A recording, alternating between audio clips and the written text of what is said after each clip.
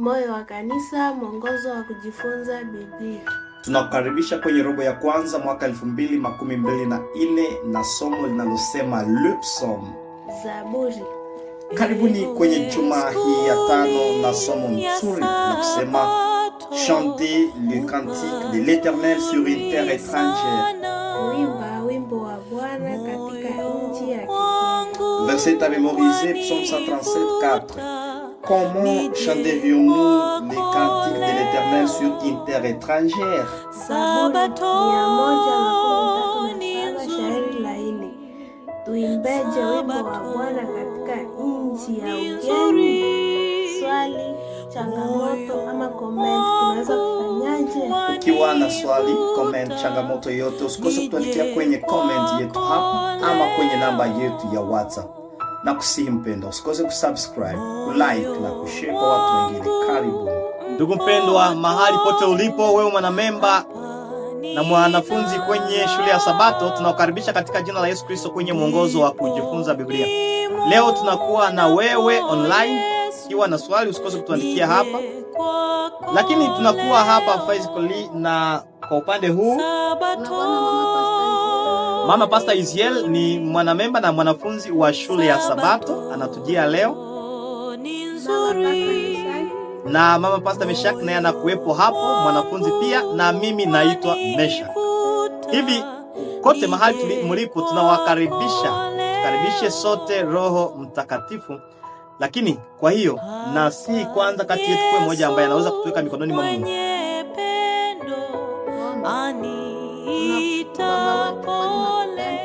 Tazama, umetupa muda moyo yeye nije kokole Sabatoni. Amina. Leo tunakuwa kwenye somo ya ngapi wapendwa? Ndio, leo tunakuwa kwenye somo la 5. Somo la 5 linakuwa na kichwa kinachosema nini hapa? Somo la 5 linakuwa na kichwa kinachosema kuimba wimbo wa Bwana katika nchi ya ugeni. Turejelee pamoja, kuimba wimbo wa Bwana katika nchi ya ugeni. Asante sana. Donc chanter les cantiques de l'Éternel sur une terre étrangère. Mama Jo, unaweza kutukumbusha fungu la kukariri? Fungu la kukariri linapatikana katika kitabu cha Zaburi 137 verset 4. Zaburi 137 verset 4 inasemaje? Inasema tuimbeje wimbo wa Bwana katika nchi ya ugeni. Tuimbeje wimbo wa Bwana katika nchi ya ugeni. Turejelee pamoja, tuimbeje wimbo wa Bwana katika nchi ya ugeni. Asante sana, hiyo ndio fungu letu la kukariri. Nawe pia nataka ulikariri mahali ulipo, ndugu mpendwa. Sio fungu la kusahau, ni fungu la kukariri. Kwenye kifupi utangulizi, mara nyingi unapoona jinsi gani Mungu alivyoumba, aliumba mambo yote mazuri sana, tena sana, tena sana. Lakini tunapotazama tutaona ya kwamba sura ya Mungu inaonekana kama imeanza kupunguka katika mambo. Hata kama iwepo, lakini tunaona mambo hayako tena vizuri zaidi. Na dunia hii ambayo tunaishi ndani yake imeonekana kuwa nchi ya kigeni, kwa sababu Mungu alipoiumba haikuwa na mateso, haikuwa na magumu, haikuwa na vitu vibaya vyovyote, lakini vimekuwepo, na ndiyo maana tunailinganisha na nchi ya ugeni. Kwa maneno mengine, kuimba wimbo wa Bwana katika nchi ya ugeni. Tunajifunza hapa kwenye somo ya juma hii jinsi gani mtu wa Mungu anaweza kuendelea kuwa mcha Mungu licha ya mateso anayoyaona. Okay? Katika dunia, katika ulimwengu huu tunapitia mateso, vitu vibaya visivyotupendeza. Itawezekanaje kwa mtu kuendelea kuwa mwaminifu kwa Mungu? Hivi basi, tunakukaribisha Mama Pastor Isiel, tunakukaribisha kutoa kifupi kwa dakika moja ya somo ya Dimash. Somo ya Dimash inatuambia, ina kichwa fundisho inasema siku za uovu. Ndio. Katika hii fundisho wanatuonesha pambano kuu iliyokuwa kati ya Mungu na mwovu Shetani. Sasa wakati kulikuwa pambano kuu hii, Mungu alikuwa mshindi. Na hiyo pambano ilionekana katika wana wa Israeli walipobomoa ukuta wa Misri, walipobomoa ukuta wa Yerusalemu. Wana wa Israeli walizomelewa lakini walimtegemea Mungu na walikuwa washindi, kwa sababu walijua ya kwamba Mungu ndiye baba yao, na waliona wasipomtegemea Mungu hiyo utakuwa wameshindwa kabisa, lakini walimtegemea Mungu. Sasa nasie katika maisha yetu, hata zambi iwe namna gani, hata magumu iwe ya namna gani, ya aina gani, sisi watoto wa Mungu tusitegemee watu, lakini tumtegemee Mungu, kwa sababu ndiye anayekuwa mshindi wetu. Na tukifatana na ya dunia, tutaacha wengine wanarudi nyuma, na tutaacha wengine wanarudi nyuma kabisa, hawataongeza mtegemea Mungu. Asante sana mama kwa kifupi hiki kizuri. Mungu akubariki sana. Amen. Wakati Nebukadneza anakuja kuharibu Yerusalema, wana wa Israeli, tuwaite Wayahudi, wakachekelewa sana, kwa sababu mpagani alikuwa amekuwa kama anawashinda wana wa Mungu. Unajisikiaje wakati muovu, anaweza kukushinda katika kitu fulani? Unajisikiaje? Unajijua kama mcha Mungu, lakini muovu anakuwa kana kwamba anakushinda. Unajisikia namna gani? Najisikia vibaya. Unasikia vibaya sana. Na hivyo ndivyo wana wa Israeli walikuwa wakijisikia. Sasa mama, nikikuuliza kaswali kadogo, kwa nini Mungu anaweza kuruhusu uwepo wa dhambi na wa uovu? Kwa nini dhambi iendelee kuwa? Na kwa nini aruhusu waovu kama na wale waendelee kuwa? Mungu anaviruhusu kwa sababu anapaswa ona kama imani yetu iko namna gani. Asante sana. Basi Mungu akubariki. Unaweza kutolea uchambuzi wa lendi, mama Pastor Meshak? Asante. Lendi tulikuwa na kichwa cha fundisho kinachosema kuchungulia kaburi. Kuna mara tunapitia shida nyingi mbalimbali, hata tunakata tamaa. Lakini fundisho ambayo nilipata kwa siku ya lendi inatuonesha kwamba mara tutakapokuwa tukitaka kukata tamaa, tunakumbuka mateso ya Yesu msalabani, na iwe ikikomalisha imani yetu. Ile mateso ambayo aliyapata msalabani iwe ikidumisha imani yetu zaidi. Asante sana, Mungu akubariki. Kuna jambo nyingine ambalo nilifurahia hapa, ambayo ilisema cependant certains psaumes comme le psaume 88 et ça 2 reconnaissent que la souffrance du peuple de Dieu est une réalité de la vie, même si elle est difficile à comprendre. Même si elle est difficile à comprendre. Kwa sababu kuna watu ambao wanajiuliza kwa nini Mungu anaweza ruhusu watu wasio na hatia wateseke? Kuna watu wengi wanajiuliza. Lakini jinsi umetuonyesha pale ya kwamba Yesu aliteseka kwa ajili yetu, na tunapoelewa jinsi gani alikuteseka kwa ajili yetu, ni lazima imani yetu sasa ipate kudumishwa. Hivi nataka sema hivi, tunapoishi katika mateso, tujue ya kwamba mateso ni sehemu ya maisha. Kuwa mama Pastor Uziel, wewe ni mke wa mchungaji. Je, tangu ulipokuwa mke wa mchungaji mpaka sasa hujapata mateso kweli? Naipata kabisa. Nayapata kweli. Na unaambia mtazamaji na msikilizaji nini kuhusu maisha yake ya kiroho? Yeye ambaye anaweza dhani kwa sababu nimekuwa Mkristo ama nimebatiziwa siwezi kuteseka tena. Unaweza kumwambia nini? Naweza kumwambia ya kwamba mateso hayo nayo ni fundisho katika maisha. Asante. Na isiache unarudia nyuma, mtegemee tu Mungu. Asante, Mungu akubariki. Amen. Tunashukuru sana kwa uchambuzi kwa kifupi kia somo ya dimanche ya lendi. Mama Pastor Uziel, unaweza kutolea tena kifupi kia mardi? Mardi tunakuwa kwa dakika moja tunapoenda na wakati. Ndio. Kichwa fundisho ya mardi nasema Mungu yuko wapi? Mungu yuko wapi? Ndio. Sasa katika hii fundisho wanatuonesha kwamba wakati tunapopatwa na mateso mengi, tunajiuliza hiyo swali. Tunajiuliza tuseme Mungu yuko wapi? Mungu haiko mbali, iko pale kwenye uko. Asante. Mungu anakuwa karibu nasi. Tusiwaze kwamba mateso tunapokuwa katika mateso Mungu anatuachililia. Hapana, Mungu anatuona katika maisha yetu. Na mchunga Zaburi, mwandishi wa Zaburi alituambia, anasema Zaburi huonyesha kwamba mawasiliano na Mungu lazima yaendelee bila kujali hali za maisha. Unapokuwa katika mateso wakati fulani katika maisha yako, endelea kumtegemea Mungu. Usijali hali za maisha kusema juu Mungu hanione akose nimwachililie. Hapana, mtegemee mtu Mungu, tafuta njia zozote kusudi uwasiliano wako na Mungu usikatike. Asante sana, basi Mungu akubariki mama.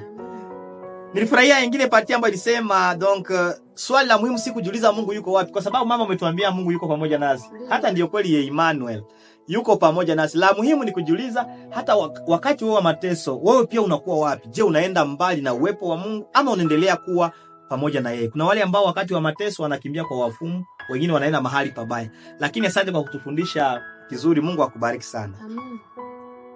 Unaweza kutolea kifupi kia jeudi et mercredi?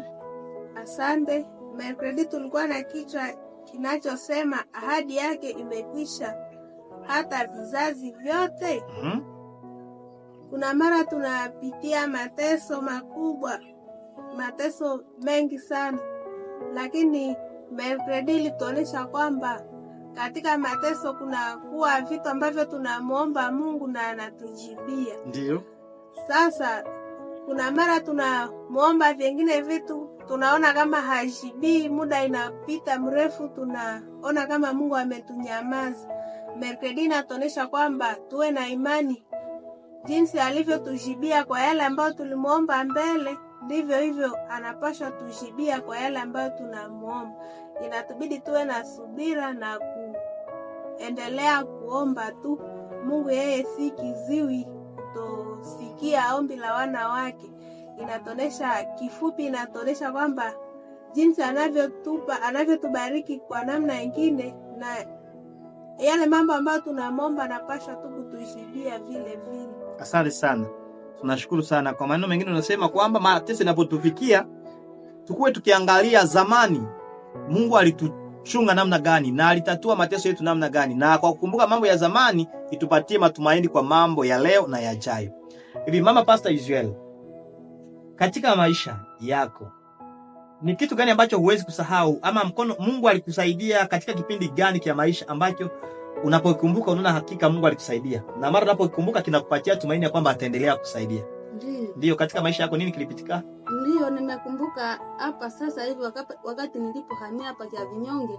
Tulipita kwenye bahari. Ulipita kwenye bahari? Ndio, na hiyo bahari kila mtu anajua kisi ni kaburi, lakini Mungu alituvukisha vizuri. Asante. Kwa maana mengine mara unapopitia vipindi vigumu unakumbuka sema Mungu aliyeniokoa kwenye bahari atanitendea tena. Basi Mungu akubariki sana. Hata wewe mtazamaji unaweza kukumbuka kile ambacho Mungu alikufanyizia katika siku za zamani. Leo unapofikiria mambo ya zamani utaona kwamba huna budi ya kuogopa. Hakika Mungu ametufanyizia makuu. Hatuna budi ya kuogopa kwa sababu atatusaidia. Mercredi jeudi kifupi somo ya jeudi nasema afin que le juste ne soit point tenté. Afin que le juste ne soit pas tenté. Kifupi kia somo hii kuna kuwa mtunga Zaburi Asaf, tulikuwa kwenye Zaburi ya 73, alipokuwa kiangalia watu wanaokuwa pembeni yake waovu walionekana kama wana faulu sana tena sana kuliko wacha Mungu. Na akasema mimi ambaye ni muimbaji na kutumikia, kwa nini niteseke lakini huyu muovu afaulu? Mungu akamuingiza patakatifu na akamuonesha no, usio kiangalia leo, angalia hatima ya mambo. Watu wanaweza kuzunguka wanaonekana kama hawakosewi na chochote, wanapata chochote wanachokihitaji, lakini hiyo isifanye wewe mtu wa Mungu kuteseka kwenye moyo wako.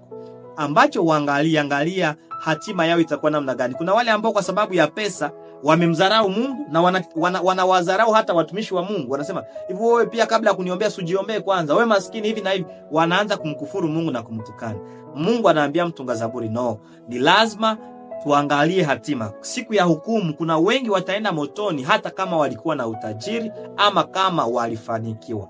Kitu ambacho ni lazima tukifanye katika hali yetu, kama ni hali ya chini, tumtukuze Mungu. Kama tunaona pembeni yetu watu wamefaulu sana, kisiache roho yetu inaluma kiasi ya kwamba Mungu yuko wapi? Hawa wanafaulu kuliko mimi mchungaji namna gani? No, tukielewe. Asante sana. Basi tunawashukuru sana kwa uchambuzi wa leo. Basi Mungu awabariki sana. Ni waulize tu swali ka mwisho tunapomaliza kwa dakika moja hivi ka reflexion avancée. Kuna kuwa swali linalosema namna gani unaweza kuendelea kushikilia imani yako katika vipindi vigumu. Donc comment pouvez-vous conserver votre foi pendant les périodes difficiles? Okay, pendant les périodes difficiles, wakati wa magumu, unapaswa sikilia imani yako kwa kuomba Mungu, kwa kusoma Biblia, na kwa kuimba. Asante sana. Basi Mungu akubariki. Wakati unafikia kipindi kigumu kia maisha, wakati unakosa majibu kwa kila unakosa majibu kwa kila swali ambazo unajiuliza, unadhani unaweza endea nani ili upate majibu?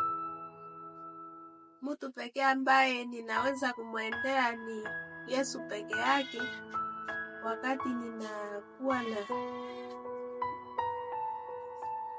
wakati unapata majaribu mpaka unakosa jibu, umekosa chakula, unaomba haupate jibu, ni kusema maisha yako inakuwa na vitu vigumu ambavyo hupati majibu, unaweza kukimbilia nani mahali ambapo unaweza kupata majibu ama suluhisho kwa mateso yako yote? Ninaweza kumkimbilia Mungu pekee. Asante sana. Mama, nimalize na swali hili. Mungu ni wa upendo. Kwa nini ameruhusu ama anajisikiaje wakati wana wake wanateseka? Je, anafurahi tunapokosewa chakula? Anafurahi tunapokosewa pesa? Anafurahi tunapoishi maisha ya kuteseka hivi? Ni Mungu wa aina gani ambaye ni wenye upendo? Kifupi nauliza, huyo Mungu wa upendo, kwa nini aruhusu tuteseke? Mungu anapaswa aruhusu hiyo kwa kuangalia imani yetu. Asante sana. Basi Mungu akubariki. Na washukuru kwa uchambuzi wa leo hakika. Je, unakuwa na ujumbe kwa ajili ya yule msikilizaji? Kwa ajili ya ule msikilizaji, ninakuambia kwamba katika maisha yako uwe na subira. Wakati unamwomba Mungu, usiseme Mungu atakujibia kwa wakati uliowazia, lakini Mungu ana wakati wake wa kujibia. Sasa wakati unamwomba, wakati unakuwa katika mateso, subiri majibu ya Mungu atakutendea. Asante, unanikumbusha kitu kimoja kwenye fundisho mahali pengine walisema kuna mara Mungu anatenda hata hatuone nyayo zake. Anaweza kutenda hata macho yako haione kitu ambacho amekitenda, lakini atakuwa tayari ametenda. Kwa maneno mengine anatenda kwa njia hata tofauti ambazo hatuziwazii. Una ujumbe gani kwa ajili ya mtazamaji?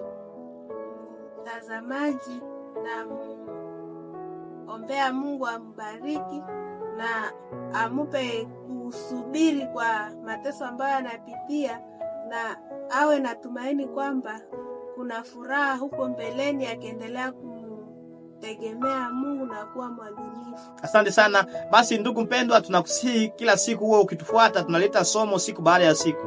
Usikose kusubscribe, kulike na kushare kwa watu wengine, sote kwamba tubarikiwe. Tunaweza kutoka mikononi mwa Mungu tunapomaliza.